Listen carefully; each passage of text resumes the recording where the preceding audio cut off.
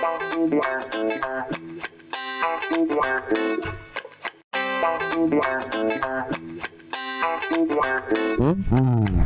में ये भीतर डाल के ऐसा वीव करना है। टेक्सटाइल के लिए बहुत अच्छा अपॉर्चुनिटी है स्टूडेंट्स के लिए कि इतना सब कुछ है देखने के लिए कि ख़त्म नहीं हो रहा है। लास्ट टाइम हमने यूपी पुलिस के लिए फैब्रिक बनाया था, Angola fabric. I like boho vibe, तो मैंने वो देखा कि बोहो को हम खुद भी क्रिएट कर सकते हैं। तो खुशी, ये कपड़े को देखकर क्या तुम्हें कुछ याद आ रहा है? धमराज Kilvish. Like if you love the carpets, Persian carpets, Irani carpets, even Kashmiri carpets, definitely देखने चाहिए। हम इसको लकी फ्रेंड कार्पेट बोलते हैं, जहाँ पे भी बिछाएंगे गुड लक लाता है। All tombs of the Persian mosques have the same design. पश्चिम जो है इसको वूल को बोलते हैं। मीना का मीनिंग हो गया इट्स सॉफ्ट। थेफ्ट सुना है हम लोगों ने कि चुरा लेते हैं, ये थ्रिफ्टिंग क्या भला है, ये थोड़ा बता दीजिए। तो अब इतने महंगे महंगे कपड़े खरीदने से अच्छा तो रोज़ नया पहनो पर सस्ता पहनो। बेस्ट सबसे महंगा वर्क जो है हैंड वर्क में वो ये है। किसी महान दार्शनिक ने कभी कहा था कि आज के वक्त में जीवन जीने के लिए हमें 5 चीज़ें चाहिए: रोटी, कपड़ा, मकान, इंटरनेट और प्रेम। लेकिन आज हम बात रोटी की नहीं करने वाले हैं, ना ही बात करने वाले हैं मकान की, और इंटरनेट और प्रेम की भी बात फिर कभी करेंगे। आज हम बात करने वाले हैं इस फहरिस्त में जो दूसरे नंबर पे चीज़ है, यानी कपड़े की। हम आए हुए हैं इस वक्त कपड़ों के कुंभ में।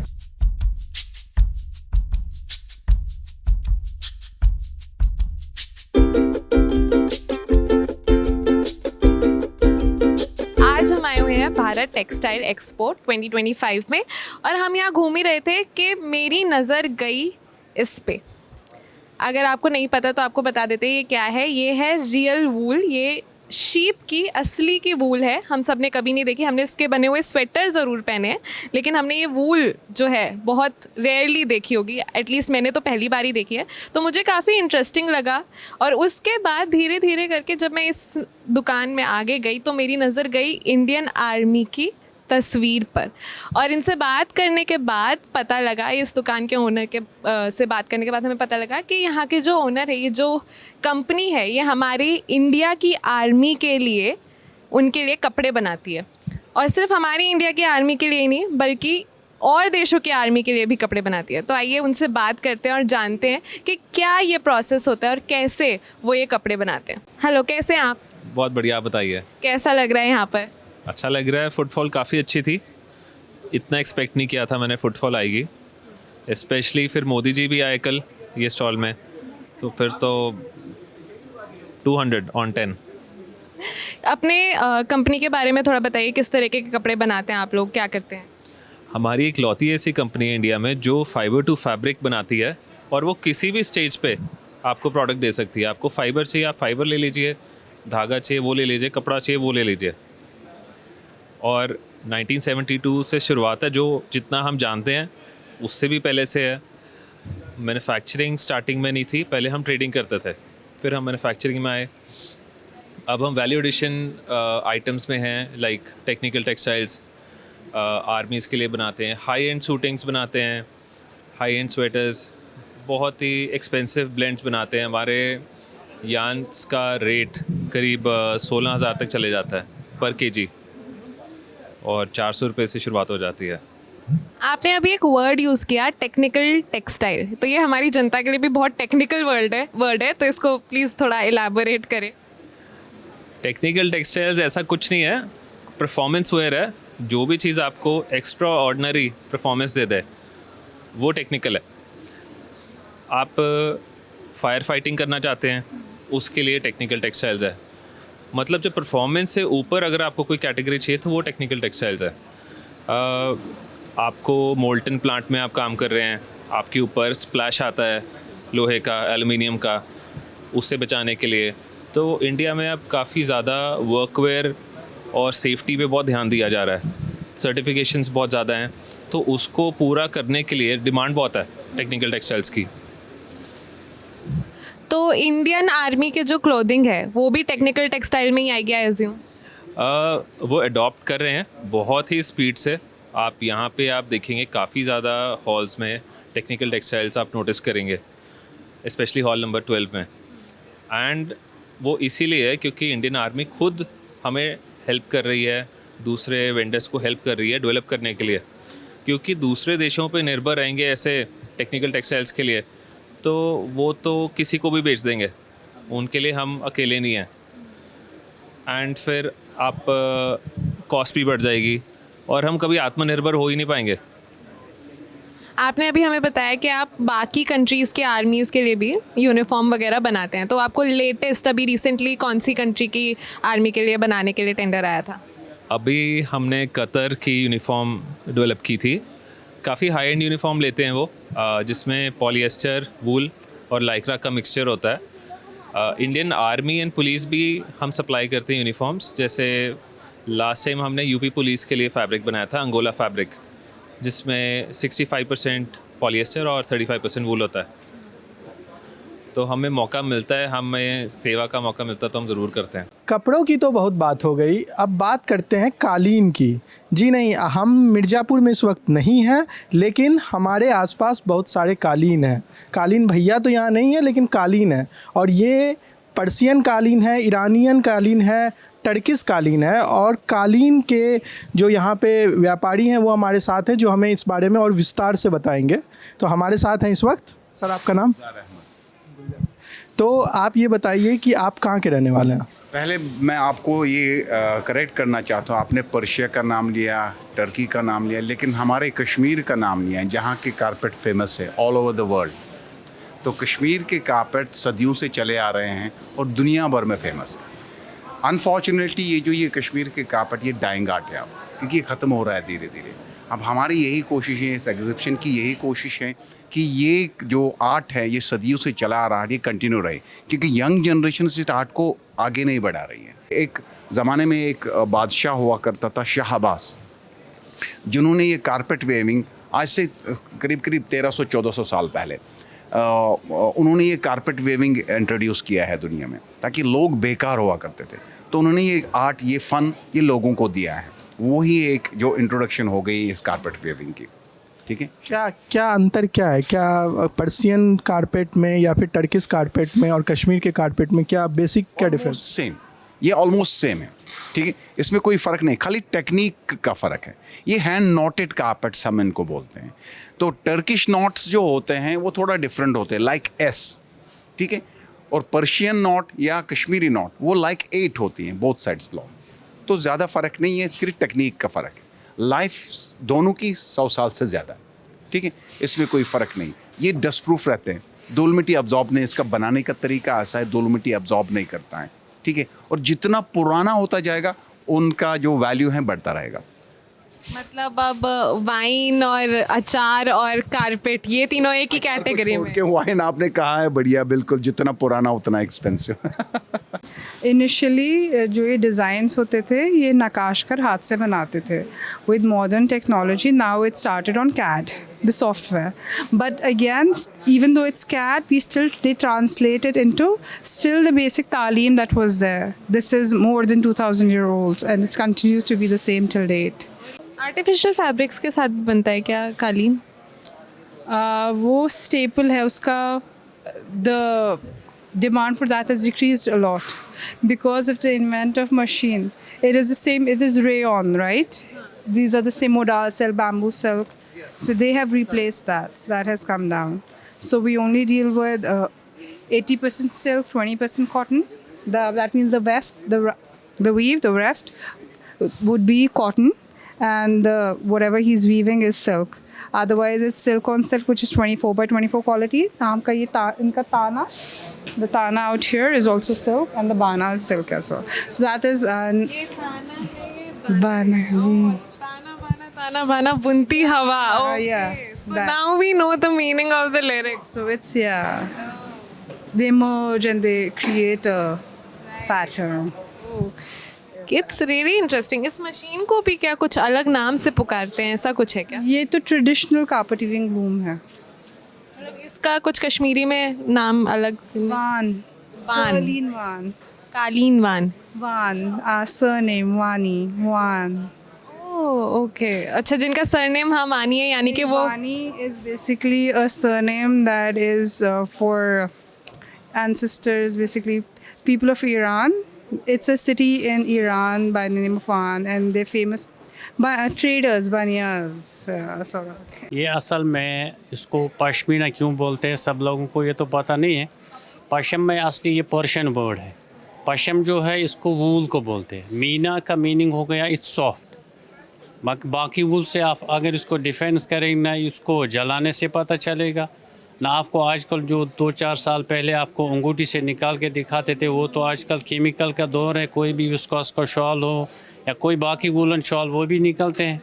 जैसे आजकल माइक्रॉन पतला बनाते हैं हर बाकी वूल्स में भी। पश्मीना का 2-4 साल से अब तक ज़्यादा जो कश्मीर गवर्नमेंट ने किया है कि जीआई टैग उसमें होना चाहिए।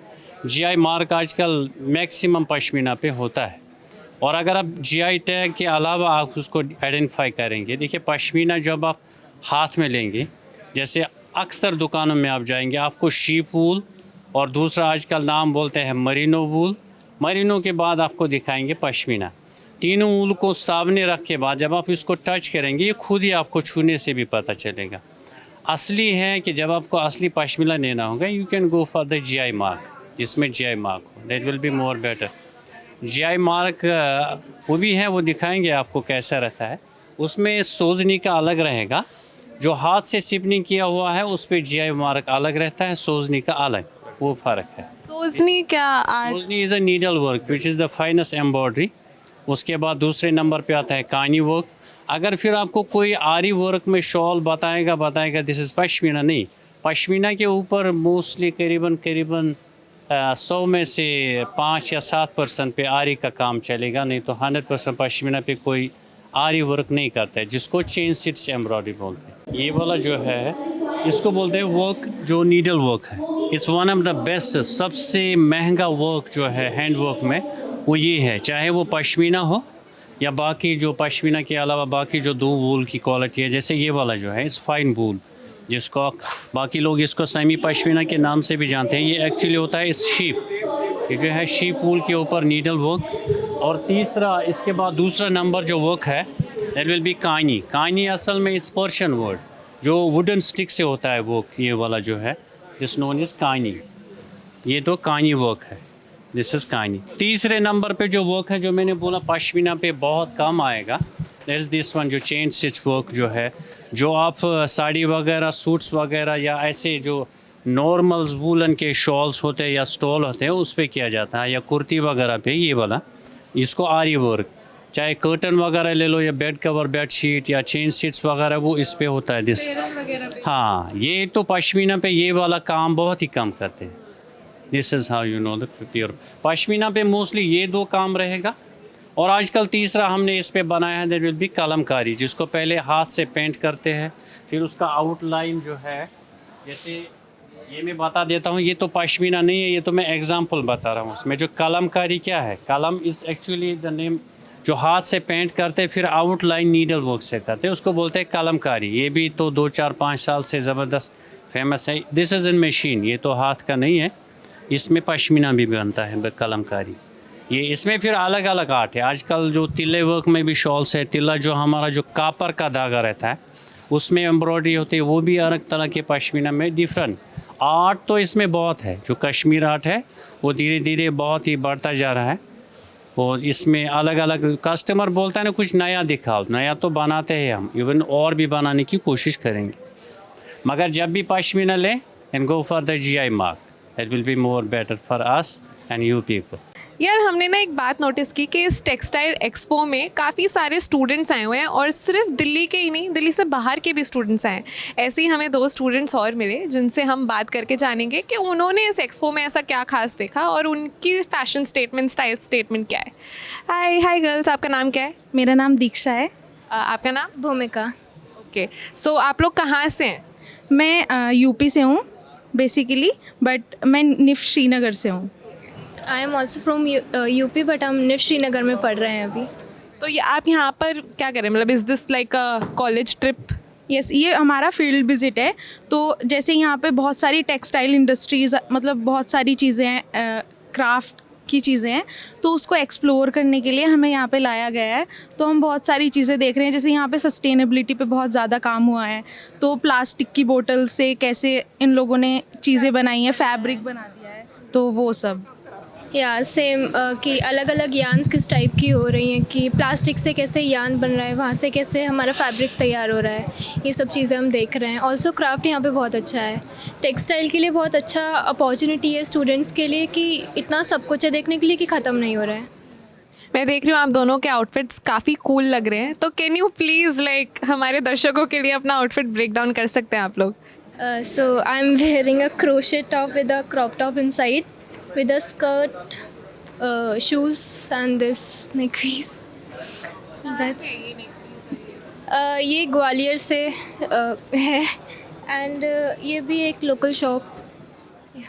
आप अपना आउटफिट ब्रेक डाउन करें। मेरा आउटफिट मैंने ये पूरा थ्रिफ्ट का रखा है, तो बेसिकली सस्टेनेबिलिटी। तो मैंने थोड़ा सा फॉर्मल जैसा रखा है, नॉर्मल। तो ये डेनिम जैकेट है, ये भी मैंने थ्रिफ्ट की थी, और ये जो इसके अंदर इनर पहना है ये भी थ्रिफ्टेड है, और ये पैंट भी थ्रिफ्टेड है। आपने अभी कहा थ्रिफ्टिंग, तो मैंने तो अभी तक सिर्फ थेफ्टिंग ही सुना है, थेफ्ट सुना है हम लोगों ने कि चुरा लेते हैं। ये थ्रिफ्टिंग क्या भला है, ये थोड़ा बता दीजिए। थ्रिफ्टिंग मतलब जैसे बहुत ज़्यादा लैंडफिल्स हो रहे हैं, तो ये पुराने कपड़े जो होते हैं, जो लोग होते हैं वो थोड़ा पहना और उसके बाद में वो फेंक देते हैं, या फिर कहीं पे ऐसे डोनेट कर देते हैं, या जो भी। लेकिन हमारे यहाँ तो नहीं फेंकते हैं, हम लोग तो एक टी शर्ट जब तक पोछा नहीं बन जाता है तब तक इस्तेमाल करते रहते हैं। नहीं, लेकिन आजकल फैशन के नाम पे बहुत कुछ होता है, सबको रोज़ अलग नया कपड़ा पहनने के लिए चाहिए। तो अब इतने महंगे महंगे कपड़े खरीदने से अच्छा तो रोज़ नया पहनो पर सस्ता पहनो, और 2-3 बार पहन के अब भी आप उसको थ्रिफ्टिंग स्टोर में दे सकते हैं। मान लीजिए अगर कोई सरोजनी पे जाकर के सेकेंड हैंड गारमेंट कपड़े खरीदता है तो क्या उसे थ्रिफ्टिंग कहेंगे? हाँ जी, वो थ्रिफ्टिंग है। सरोजनी में भी थ्रिफ्टिंग होती है? नहीं, मुझे लगा कि थ्रिफ्टिंग सिर्फ कुछ खास सोफिस्टिकेटेड टाइप के वेबसाइट्स पे ही होती होगी। नो, आप कहीं से भी थ्रिफ्टेड क्लॉथ खरीद सकते हैं। ऐसा नहीं कि सरोजनी में ही थ्रिफ्टेड मिलते हैं। जैसे हम निफ्ट श्रीनगर में रहते हैं, तो श्रीनगर में संडे मार्केट होती है, वहाँ पे इतने थ्रिफ्टेड क्लॉथ्स मिलते हैं, आपको 50-50 रुपीज़ में मिल जाते हैं। तो खुशी, ये कपड़े को देखकर क्या तुम्हें कुछ याद आ रहा है? शक्तिमान, तमराज किल्विश। तो ये बिल्कुल तमराज किल्विश वाले कपड़े लग रहे हैं, वो ऐसे ही कपड़े पहन के आते हैं। तो ऐसा करते हैं खुशी कि हम यहाँ जानने की कोशिश करते हैं कि ये किल्विश के कपड़े यहाँ कौन बना रहा है और इस कपड़े का क्या राज है। ये एक्चुअली अरेबिक मेंस गाउन है, हम लोग स्पेशलाइज करते हैं, एक्सपोर्ट करते हैं। और ये कपड़ा एक्चुअली इसकी स्टाइल थोड़ी मोरक्कन बेस्ड स्टाइल है, न्यू फैशन है वहाँ का। और ये फैब्रिक भी स्पेशल है, 100% विस्कोस है, और एम्ब्रॉयडरी सब इन हाउस है हमारी। इसकी टेप्स वगैरह है, एम्ब्रॉयडरी है, जिपर है, तो थोड़ा ये हुडी फैशन में बनाया है ये हम लोगों ने। और ये अरेबिक मेंस गाउन है बेसिकली। तो एक चीज़ मुझे बताइए, इस मेंस गाउन के लिए कोई बॉटम वेयर भी होता है या फिर सिर्फ अपर वेयर से काम चल जाता है? बॉटम वेयर भी रहता है, depending on which country you are. कोई कंट्रीज़ में बॉटम भी पहनते हैं, और कई जगह खाली ये ऊपर से भी पहनते हैं। तो कंट्री के ऊपर भी ये है। तो एक कंट्री में आप बॉटम भी पहनोगे, जैसे अगर अफ्रीकन जाएंगे, सपोज़ आप सूडान चले गए, तो सेट में भी चलता है उनको। और जनरली अगर सऊदी में जाएगा तो जनरली इसके अंदर इनर वेयर होगा उनका, खाली बनियान पहनेंगे। और ये है, और ये बेसिकली इसमें ये this is a evening wear basically concept. वहाँ का जो उनका जो मेन जो फॉर्मल वेयर रहते हैं, जैसे यहाँ हम ऑफिस जाते हैं तो वहाँ आपने देखा होगा वाइट पहनते हैं वो। उसको जैसे हमारे यहाँ लुंगी पहनते हैं या धोती पहनते हैं। लुंगी धोती तो थोड़ा और ट्रेडिशनल हो गया। वो फॉर्मल वेयर जो है, जो अरेबिक आपने देखा होगा, तो वाइट पहनते हैं वो, that is a formal wear. This is more of an evening wear और अ नाइट वेयर। जनरली लोग क्या बोलते हैं कि आप रात को या शाम को आप गए कैजुअली, तो ये wear this is mostly on those lines. India से मतलब गल्फ़ कंट्रीज़ और अरेबिक कंट्रीज़ में एक्सपोर्ट करते हैं, तो ये आपको आइडिया कैसे आया कि मतलब लाइक हाँ इट्स वेरी रेयर कि कोई ऐसी चीज़ हो? आइडिया ऐसा है कि हम लोग का तो बेसिकली एक्सपोर्ट का काम है ही है, फैब्रिक का। तो हम लोग जो हमारे क्लाइंट्स जो सऊदी में एक्सपोर्ट करते थे, तो उनकी फैक्ट्रीज थी वहाँ पे, तो बेसिकली वो वहाँ बनाते थे। तो उन्होंने बताया कि क्यों ना आप भी ये हमको हेल्प करके, हमने भी उनको बोला कि we will try and export it from here. ये आपकी जो भी आइडियाज़ है आप हमें भी दीजिए, तो हमें मौका दीजिए कि हम इसको एक्सपोर्ट कर सकें। उन्होंने हमको वो मौका दिया। We started our garment factory from there, और फिर वो चीज़ वहाँ से वो शुरू हुई। तो वो इसका कपड़ा पहले हम एक्सपोर्ट करते थे, इन अर्ली 2000, अराउंड 2005 2006। फिर उन्होंने हमको चांस दिया कि नहीं, एक काम करिए, आप यहाँ पे गारमेंट फैक्ट्री लगाइए और आप ये चीज़ एक्सपोर्ट करिए। तो वहाँ से हमारी ये जर्नी शुरू हुई और अब हम सऊदी में एक्सपोर्ट करते हैं, समझो अफ्रीका, नॉर्दर्न अफ्रीका जाते हैं, तो हमारे प्रोडक्ट्स फ्रांस में भी जाते हैं, लंदन जाते हैं, अप टू अमेरिका भी जाते हैं। वाइट लेबलिंग करते हैं जनरली, हम डायरेक्टली नहीं करते, और ये रीच वहाँ तक भी ये चीज़ की है। वाइट लेबलिंग क्या होती है? वाइट लेबलिंग यानी कि जैसे आपका ब्रांड हुआ, आप समझो सऊदी में आप फेमस हो, आपका ब्रांड है, तो हम आपके ब्रांड के लिए वो चीज़ बनाते हैं। In your brand we will make the whole brand, the branding in your name, we generally do that. और इसका कॉस्ट मतलब ब्रांड टू ब्रांड चेंज होता है या कैसे? आप लोगों का मेकिंग कॉस्ट क्या होता है? ब्रांड टू ब्रांड चेंज नहीं होता है, इसकी कॉस्टिंग डिज़ाइंस पैटर्न्स के ऊपर इसकी कॉस्टिंग है। ये ऐसे नहीं है कि आपका ब्रांड है तो आपका चेंज हो गया।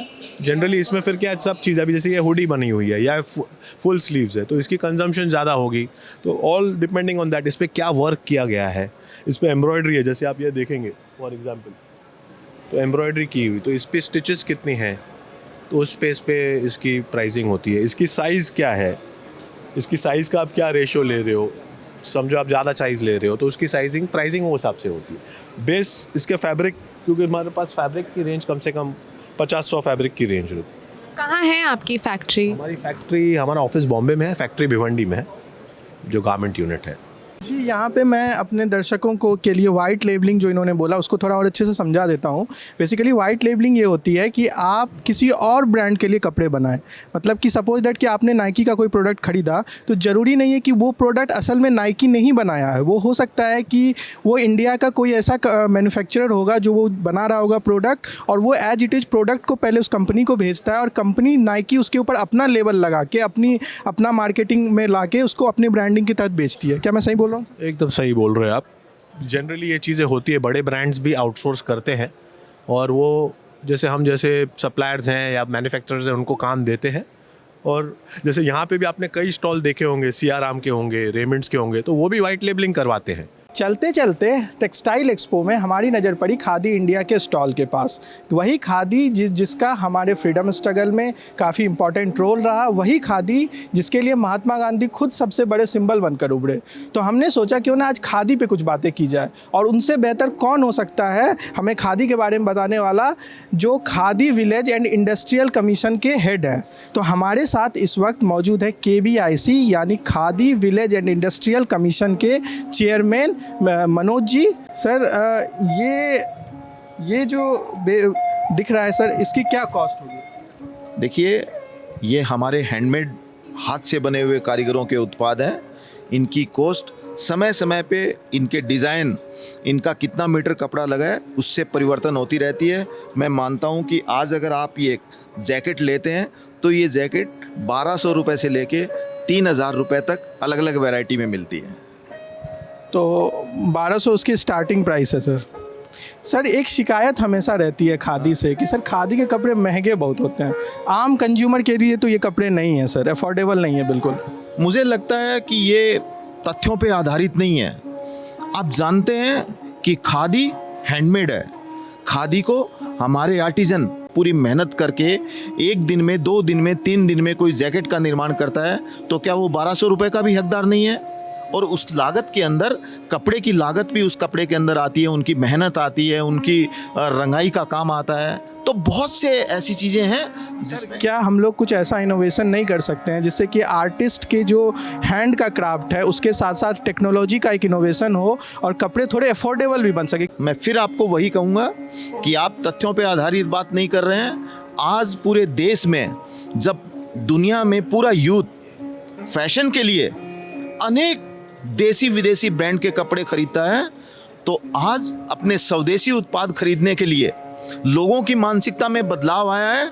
आज देसी कपड़े, हमारे हैंडमेड कपड़े, हमारे आर्टिजन की मेहनत से बने हुए कपड़ों को खरीदने में हमारे युवाओं की विशेष रुचि रह रही है।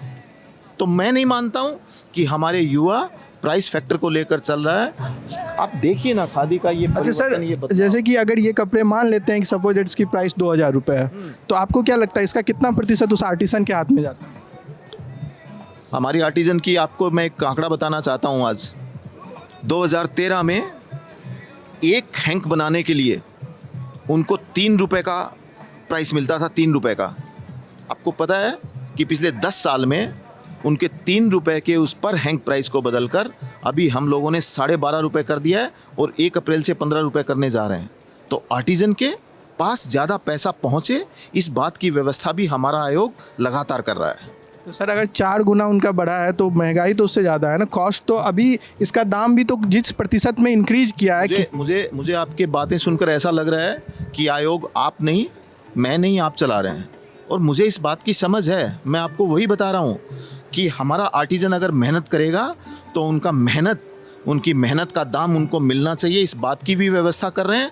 और साथ में इस बात की भी व्यवस्था कर रहे हैं कि नई टेक्नोलॉजी के माध्यम से कॉटन प्राइस जो है हमारे, उसको देखते हुए हमारे स्लाइवर प्लांट, जो प्लांट अब आपको मैं बताता हूँ टेक्निकली, जो स्लाइवर प्लांट हमारी जिसकी कैपेसिटी जितनी थी, हमने नई मॉडर्न मशीनों के माध्यम से उस स्लाइवर प्लांट की कैपेसिटी 3 गुना बढ़ा दी है।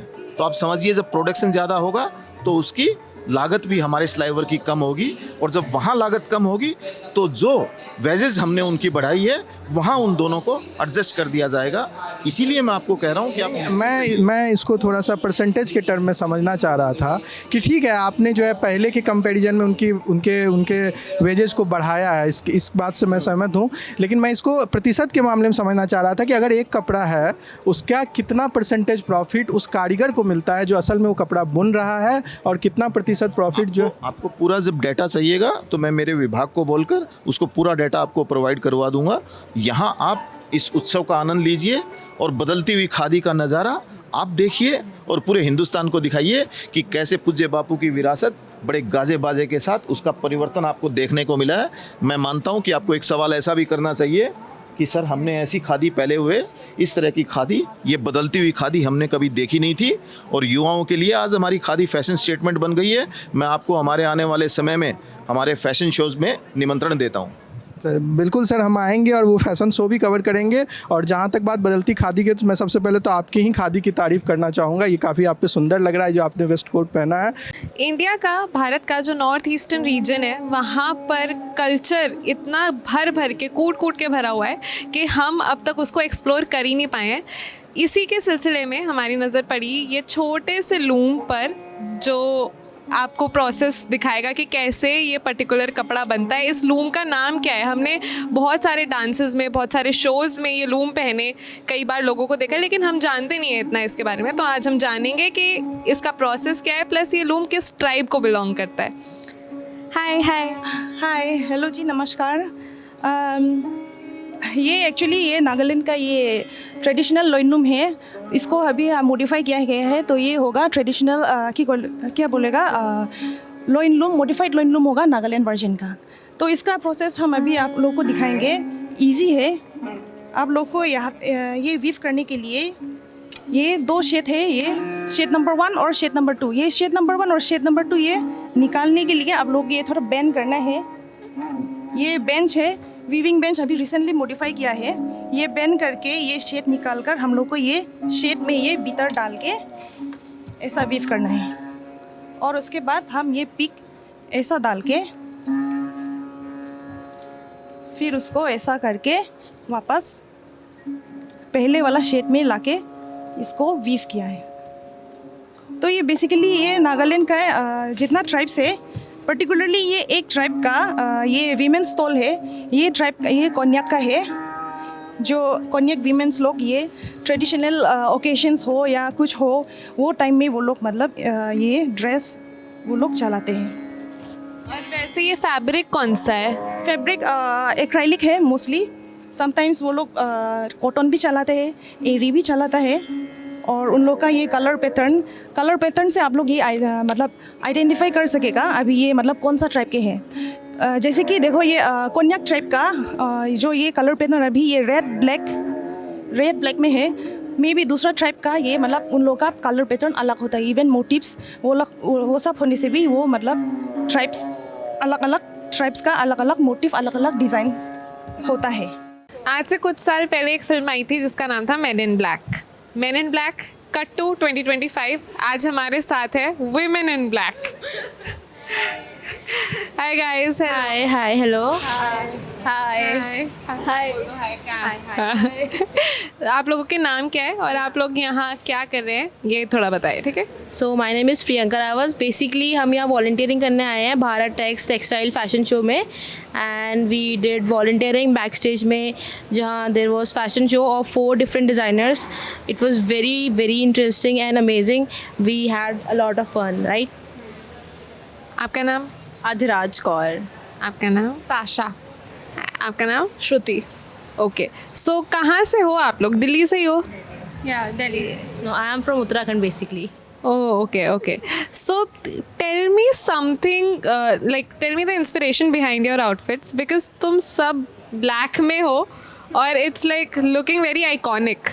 तो I just want to know, और हमारे दर्शकों को भी बताओ कि क्या है इसके बीच का इंस्पिरेशन. क्या ये कोई ड्रेस कोड था या तुम सबने डिसाइड करके आपस में पहना था? Not exactly. It's just that हाँ, Dress code. This was our dress code. It was a dress code, so we had to wear all black. but we decided to wear a dress. हाँ, and I decided to wear suit. So I am really intrigued. Like ये जो bag है ये बहुत cool लग रहा है. ये इसके पीछे क्या इंस्पिरेशन रहा इसके साथ इसको पेयर करने के? कोई राजस्थानी एम्ब्रॉयडर्ड बहुत अच्छा लगता है बैग्स, और साथ में ज्वेलरी स्टैक्स करना तो मेरे को बहुत अच्छा लगता है ऐसे.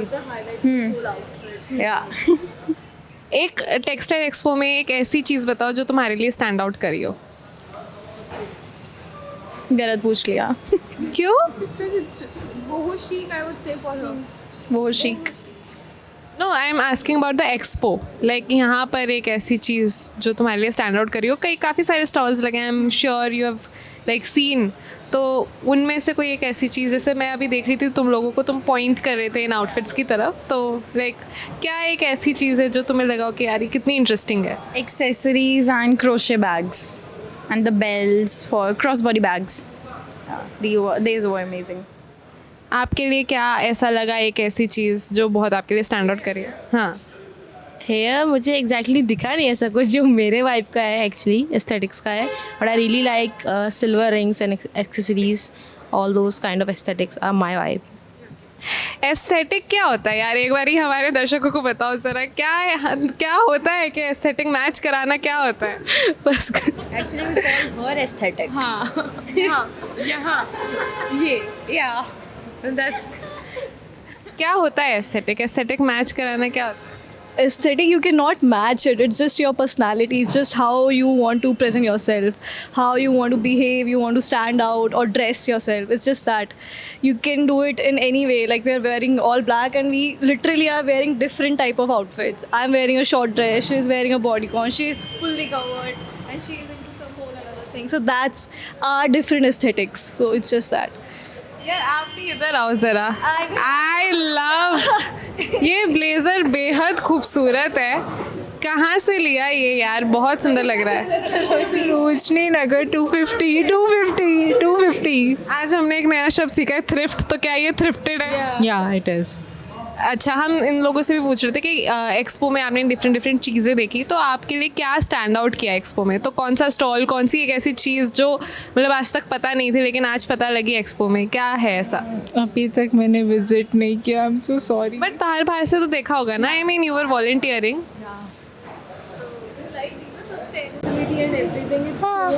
Circular fashion. It's just the fabric is wrapped around the bodycons and it in a really different form and like it's just flowing. It's out of the way, so it's very good. खींच के लाई है मैं यहाँ दिखाने के लिए.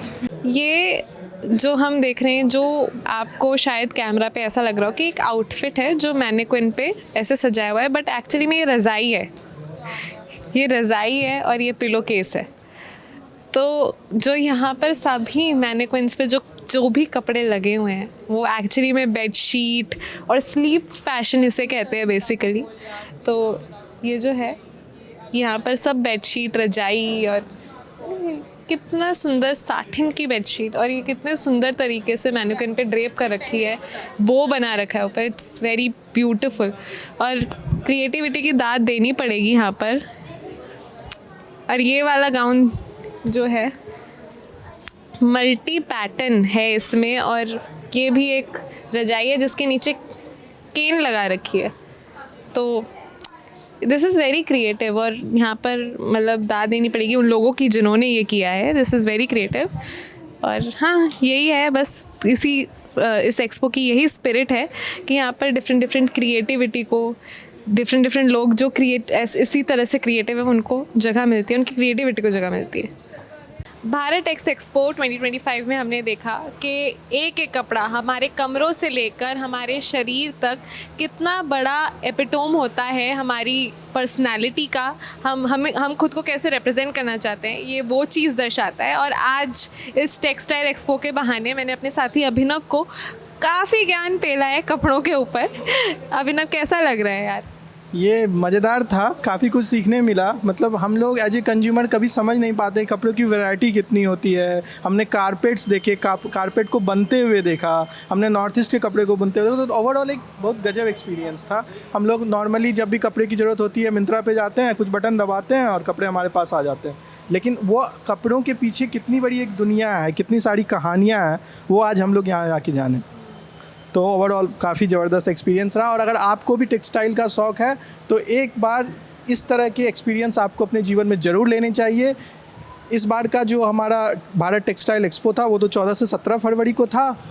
लेकिन अगर अगली बार आपको कहीं भी किसी और शहर में भी मौका लगे तो इस तरह के टेक्सटाइल एक्सपो को ज़रूर घूमिए और ज़रूर एक्सप्लोर कीजिए.